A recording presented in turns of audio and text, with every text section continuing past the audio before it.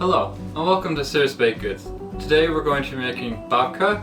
It's a very delicious dessert bread that has hazelnut spread and dark chocolate chips in there, just to get it a nice flavor. So, let's get into it.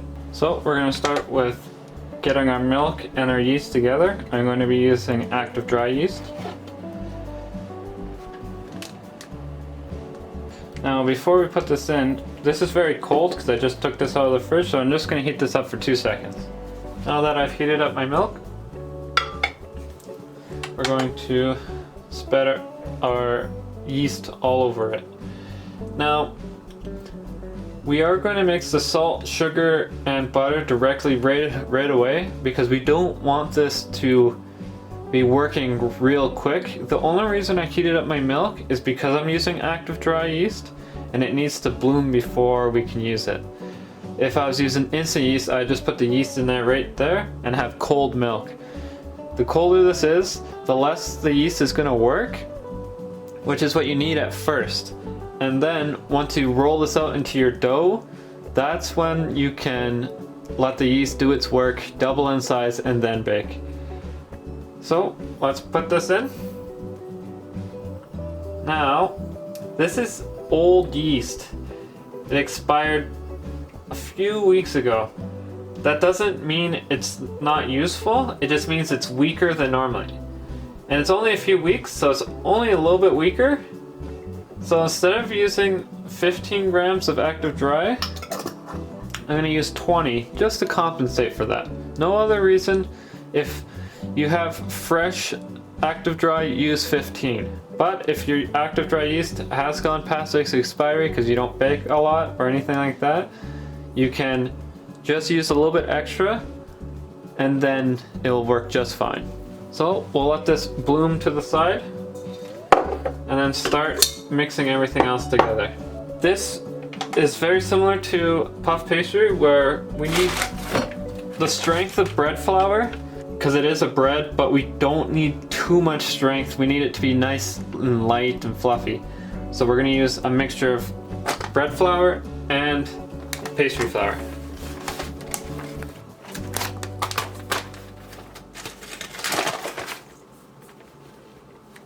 You'll notice that it's very clumpy, and we don't want that. We want this to be nice and airy.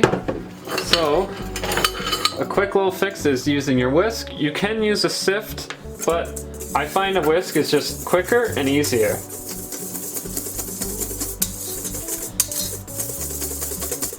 See, it's nice and fluffy again, not clumping up, and it's all mixed together as well.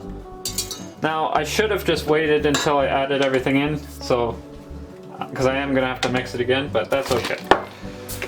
Add in our sugar. A little bit of salt, just a pinch. We'll just mix that up again.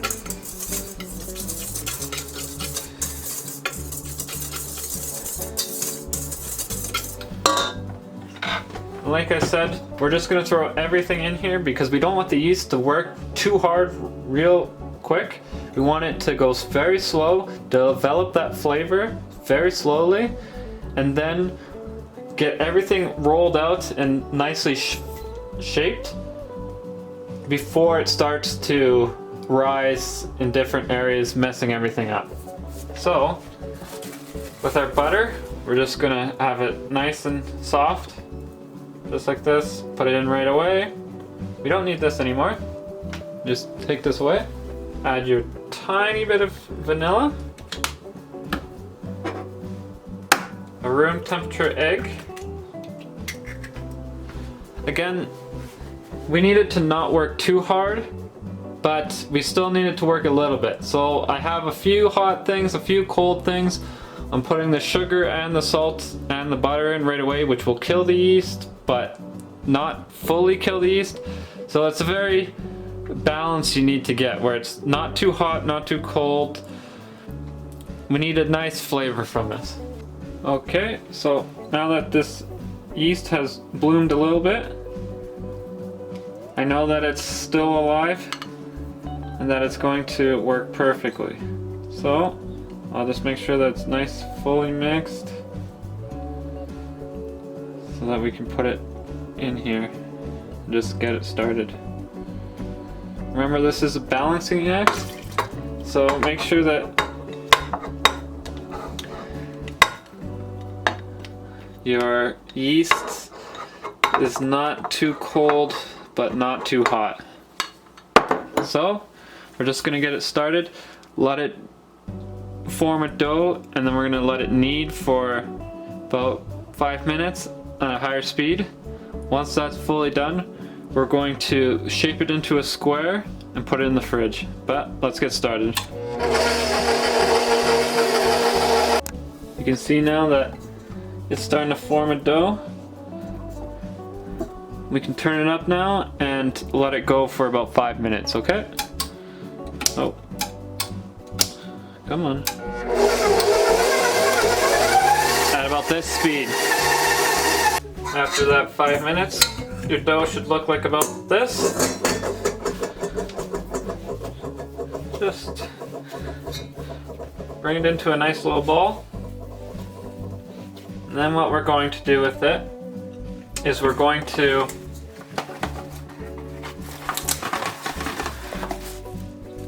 turn it into a square. This will make it a lot easier when we have to roll it out. So we're going to place it on here.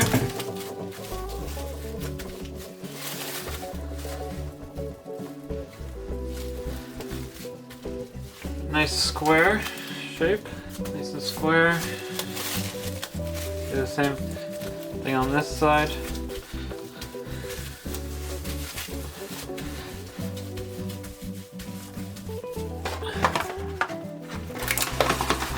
The more square this is, the easier it will be when you roll it out. And we are going to roll this out into a rectangle. So, starting in a rectangle is going to be helpful.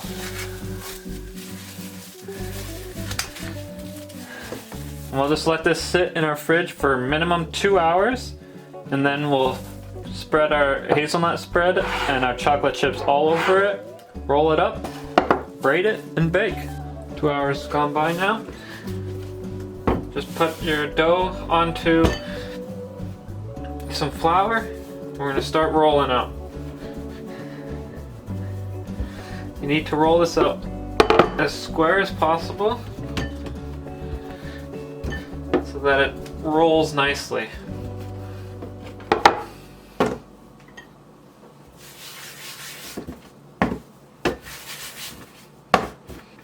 Remember, you want it as long as 2 of these. So I'm about a few inches off on this direction.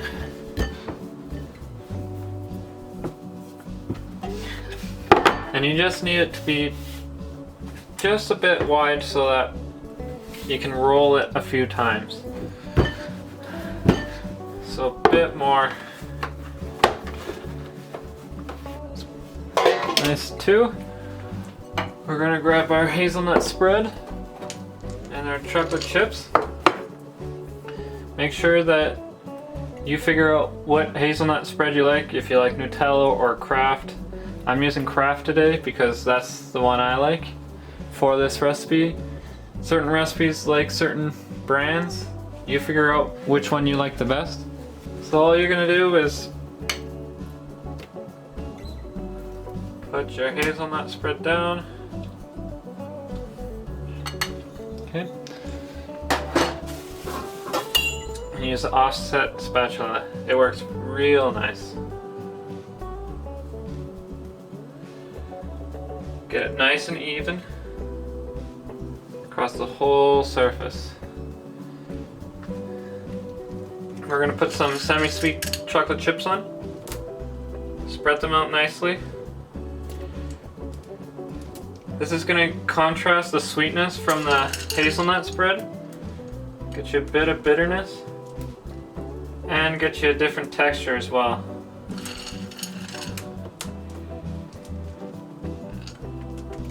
Again, just like with the hazelnut spread, you want it evenly distributed. there's no way of doing this without getting dirty, so just use your thumbs. Start rolling.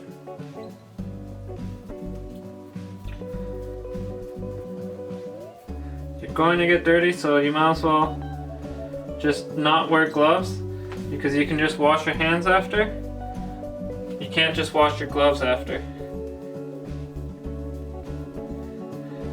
Now, we're rolling it tight, but be very careful because you don't want to be spreading out that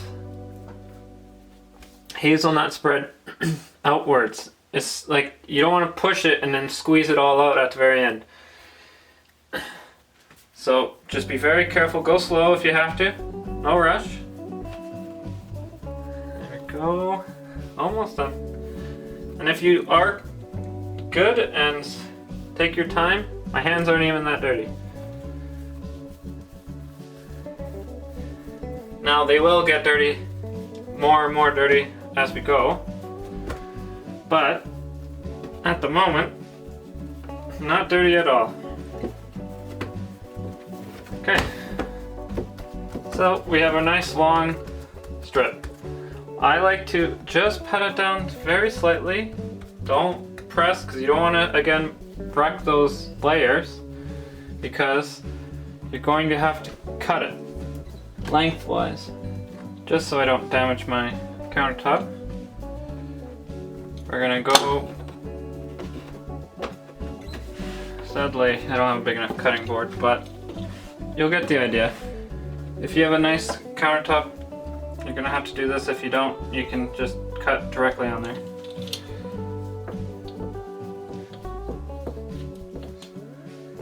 Oh, come on.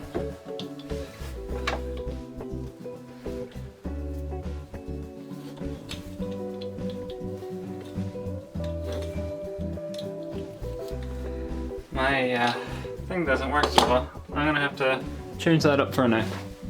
Sadly, my pizza cutter, this guard is in the way. If we got rid of that guard, it would work perfectly, but you gotta work with what you got. So I'll just use a knife instead.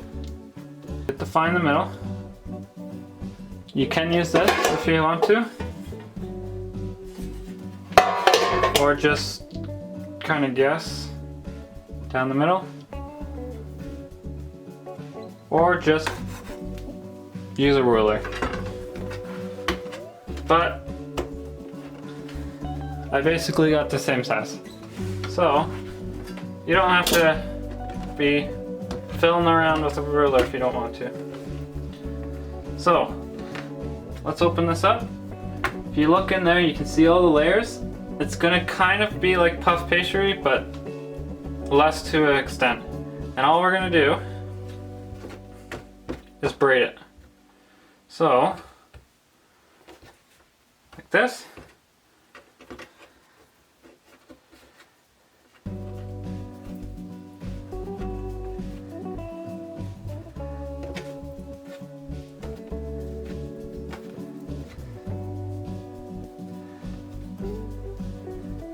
This is where your hands get dirty no matter what.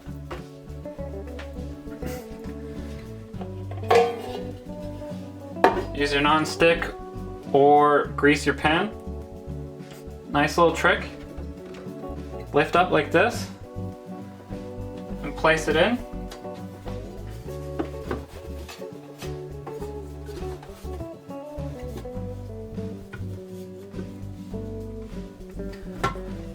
What that does is it pushes against the wall and stops your braid from unraveling.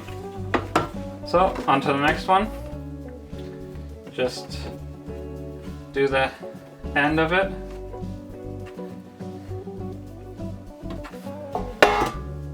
Just like so. Again, make kind of like an upside down U. Place it in, and you're gonna get just like that. Now, my loaf pans are a bit big, so you might want to have a smaller one. We'll see. But we're gonna let this proof So we'll let it sit for hour, 2 hours till it doubles in size. Then we're gonna bake. Obviously my hands are all gross, but there's no avoiding that. So this is the perfect time to clean everything up. Get your oven ready to go, and we'll meet you back there. While we wait for that to proof, we can get started on our simple syrup. So we just need 80 grams of sugar.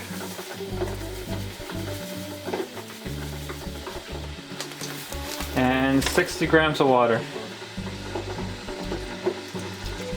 All you're gonna do is heat it up till it all dissolves into the water, and that's it.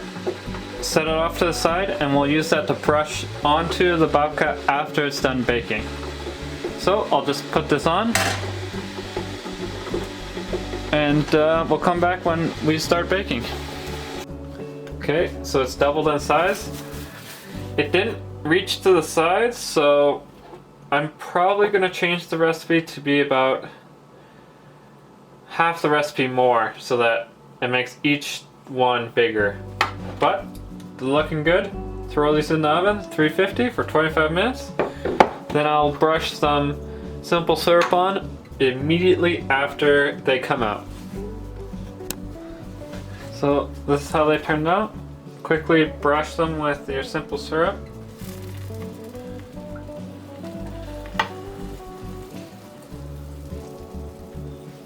I'm gonna have to add a half a recipe more. They didn't pan out the whole length, and they kind of flattened out because of it. So for next time, I'm gonna add about half an extra recipe.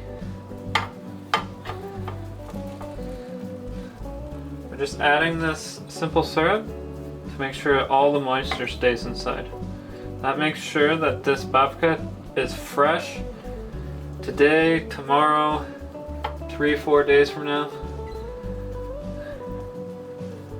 And it gives it a nice shine so it looks even better.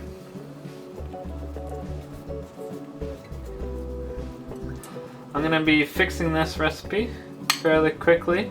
I'll make another babka recipe fairly soon so that I can fix this. So I'm going to keep this simple syrup off to the side and use that on my next recipe.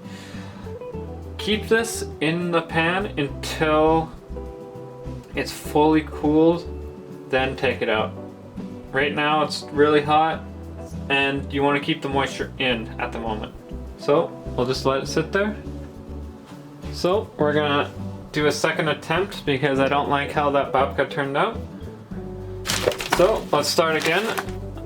All I'm changing is the size. So I'm going to make it a third bigger, and by weaving it with 3, we're gonna get a nicer braid and a nice bigger braid as well. So we're gonna see if that fixes things. If it doesn't, I might go back to the 2 braids and just make them extra big. So, bread flour and pastry flour first. Okay, now the pastry flour. Okay, so let's add that salt and sugar.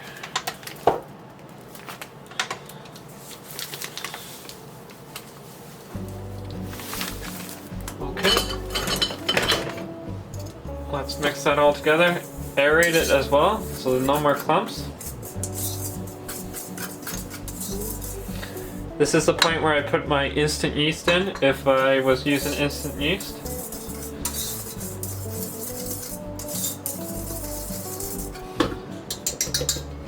And just like last time, we're gonna add in our yeast. Give me a second. Okay, so we're gonna add in our yeast.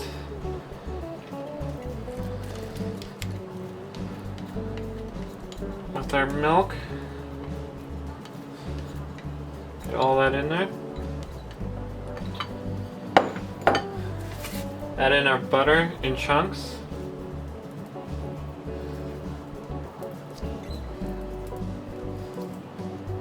Remember, we're adding all this in right now, right away so that we don't have to worry about the yeast working too hard.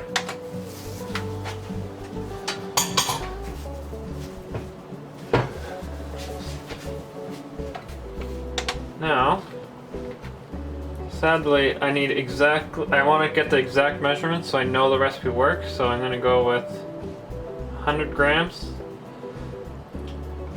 which is annoying because there's this little bit, but I can use this for an egg wash for a different recipe. And can't forget the vanilla, just a little bit. I'm going to start it on low and let it go till it forms a dough. So now that it's formed a dough, we're going to turn it up for about 2 to 5 minutes, depending on how fast you get it going. I want it about this speed for about 4 minutes. Now we just need to, form this into a nice dough and flatten it out into a square. Put it in the fridge for minimum 2 hours. Works better at about 12 hours is probably the best it's gonna get. You could go longer, but it's not gonna improve past 12. Okay? So let's put it on here. It's gonna be really tight right now. So when you do this, lift, and you can flatten it out easier when you're pulling with this.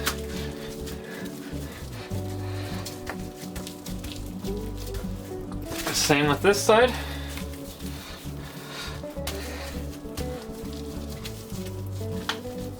And then we're gonna add in one more wrap to try and square it off one last time. Oh, come on.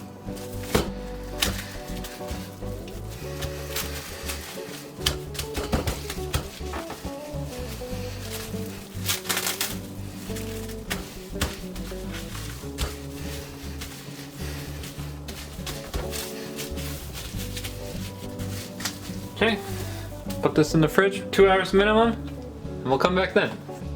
Okay, 2 hours is up. So, let's get this out.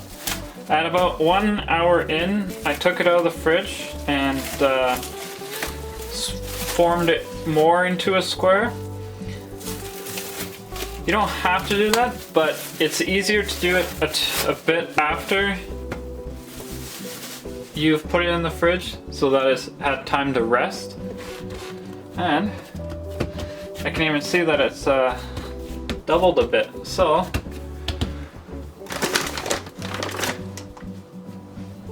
use a bit of flour.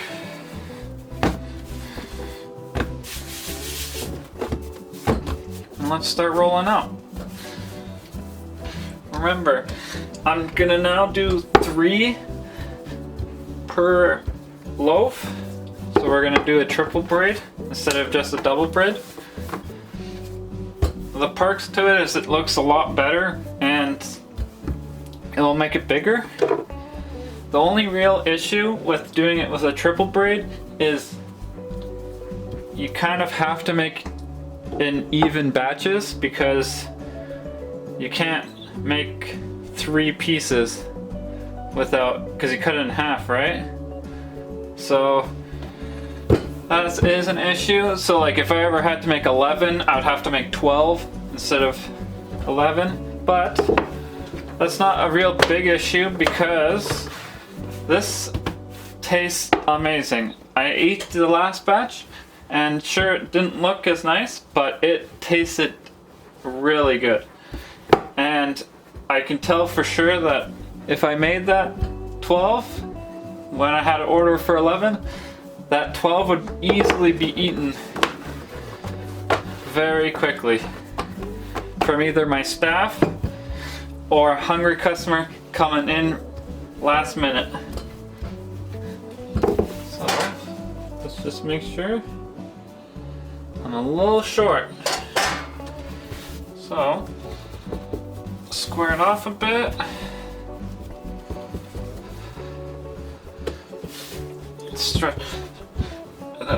more this way. Perfect.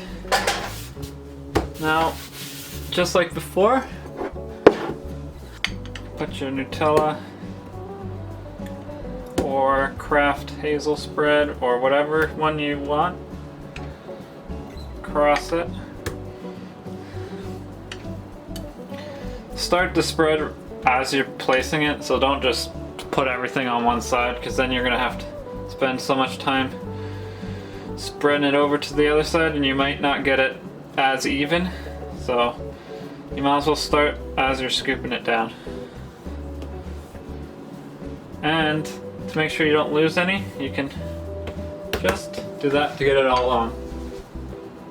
Start spreading it across the whole thing. The sad thing is with the hazelnut spread is it's very sticky and you'll never be able to get 100% of it off of your spatula or anything. Just get as much as you can off. Then we're gonna put some of this semi-sweet chocolate chips. This is for extra texture and a more bitter taste inside, so that it's not all just sweet.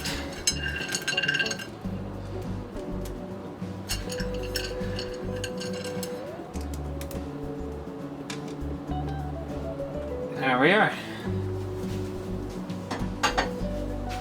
Just like last time, use your thumbs to push up, and then use your hands to crimp down. Remember what I said last time on the first attempt, don't just squeeze it all out. You want to have nice layers. You do want it tight so that it bakes nicely and doesn't fall apart. But if you work and squish it out, all that extra work you did was for nothing. Whenever there's these big clumps, you can move them around a bit, but be careful because you're going to start moving the hazelnut spread. I'm going to turn the oven on real quick. Just for a second, because I need to proof this in a nice warm, damp area. I put a pan in with a little bit of water.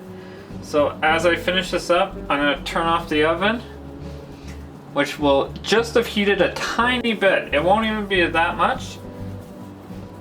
And that will be just enough to get it nice and warm and moist without wrecking anything. Okay.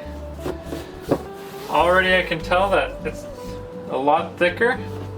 Now we can't just do the half because we need thirds. So one thing you can do to figure out thirds is make an S. Make sure that it's nice and even.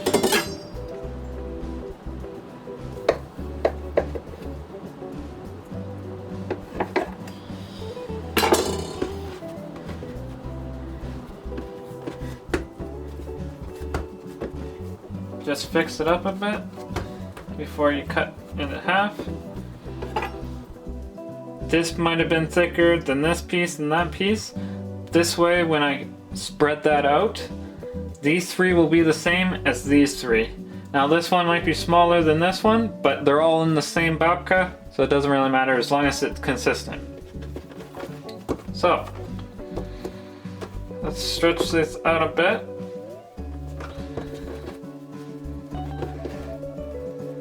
So that we can get nice big babka. So yeah, just like Polish egg bread, we just continue on until it makes that. Do the same thing on this side. And then we got our nice babka.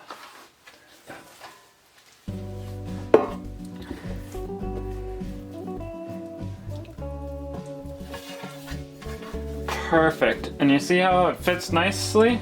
That's exactly what I wanted. Now, next one. Stretch it out a bit. Ooh, just put that in there. A bit longer. I am going to just press this in a bit more so that it's closed.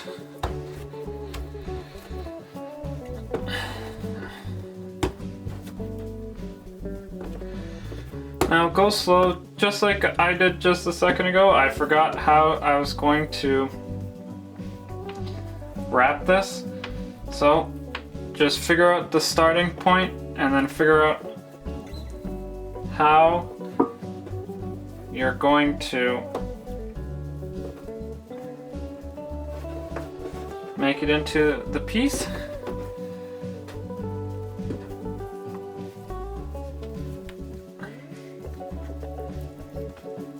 You can always stick the ends together so that they look nice, just like so. 3 clearly makes it a lot more dirty. There we are.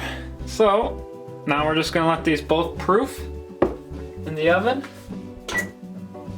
And I'm gonna clean everything up and we'll come back then. Okay, so they've doubled in size. They're nice, filling the whole pan. Looking good. Just gonna put this in the oven. They're a bit bigger now, so I'm gonna change the time to about half an hour. We'll see from there. Maybe I add 5 minutes, maybe I don't. I'll make sure to tell you at the end. Babka's done. Gotta brush it with some simple syrup, and then we're all done. This babka turned out so much better. I did have to add an extra 5 minutes on the time, so it ended up being 35 minutes. So I'll change that in the recipe. So yeah, perfect. And I just ran out of my simple syrup too. No waste at all today. Good.